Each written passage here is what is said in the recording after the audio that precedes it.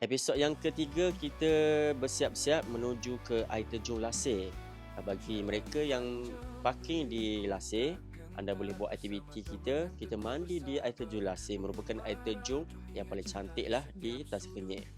Jarak dia dalam 16 km dari Pekelang Gawi dan kebanyakan houseboat akan parkir di area sini dan kita buat aktiviti keluarga lah area sini.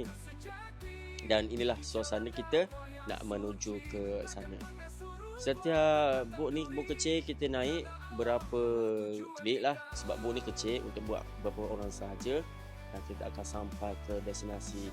Memang teruja, maka masing-masing sangat teruja melihat ciptaan indahnya alam semula jadi, ciptaan Allah yang khaliq yang musawwir. Depan sana itulah lokasi kita kena mendaki berjalan kaki. Sebenarnya ke air terjun Lasir ni ada dua cara. Yang pertama kita boleh berkenu, kita boleh jungle trekking.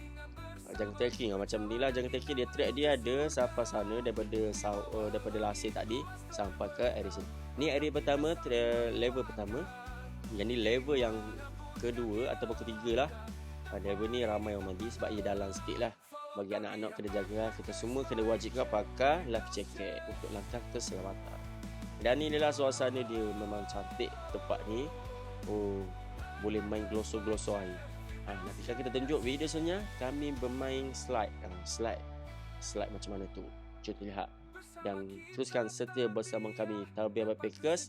Kita akan tunjuk aktiviti kami di air terjun Lasir dengan permainan slide glosor air yang sangat menantikan anda untuk melihat destinasi kami di Tasik Kenyek Family Day 2025 yang akan teruskan bersama kami. Terima kasih kerana setia bersama kami Tarbiyah Backpackers.